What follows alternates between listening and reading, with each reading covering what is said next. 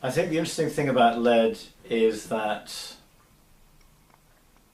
there's a consumer exposure issue associated with DIY and working at home, and there's an occupational exposure issue. And if we look at the occupational exposure side of things, the substance that people have made the biggest fuss about for years, because it does kill so many people, is asbestos. Now the thing when lead is used in paint, we now know to expect to find lead in paint, regardless of its age or application. You only get an exposure risk to that lead as soon as you disturb the surface. So whether that's drilling, sanding, scraping, burning, chasing, routing, the list is endless. But as soon as you have damaged, disturbed or deteriorating paintwork in a form that can be inhaled or ingested, so whether that's fine powder or dust, paint flakes that can get ingested particularly by small children, or indeed the fumes that you get from hot working, say using heat to strip off paint from a surface, or indeed using blow torches, oxyacetylene torches to cut lead painted steelwork in demolition projects, for example.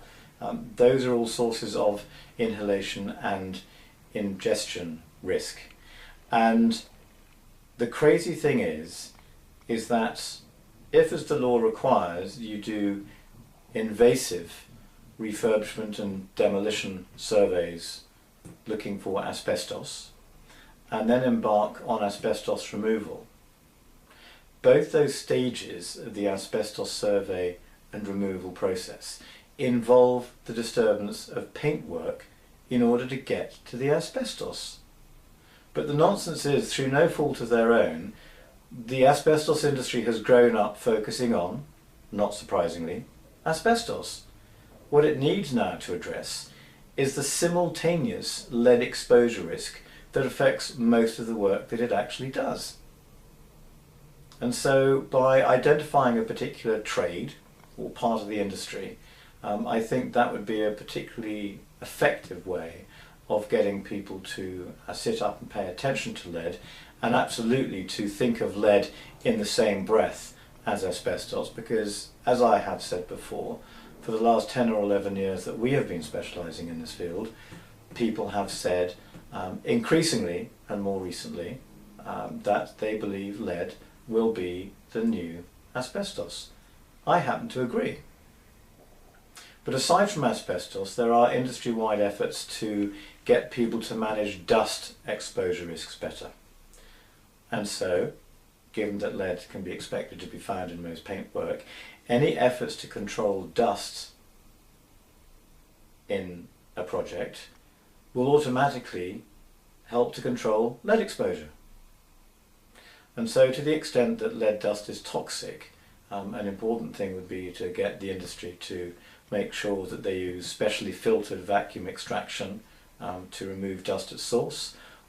They should also use wet working methods. They shouldn't be dry sweeping, they should be protecting themselves, they should be wearing all sorts of respiratory protection, and actually doing all of the things they should be doing anyway to protect themselves from dust.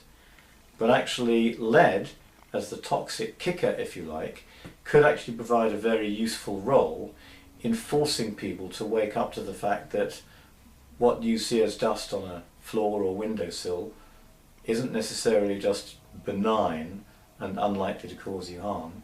It is very likely to cause you harm.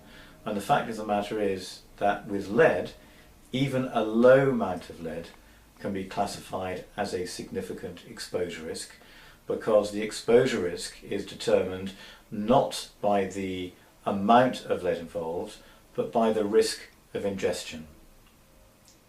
And when you start to understand the Health and Safety Executive Guidance with respect to significant exposure, you'll appreciate that even wearing respiratory protection in the form of a mask, for example, that is not considered to be enough to get you off the significant exposure hook.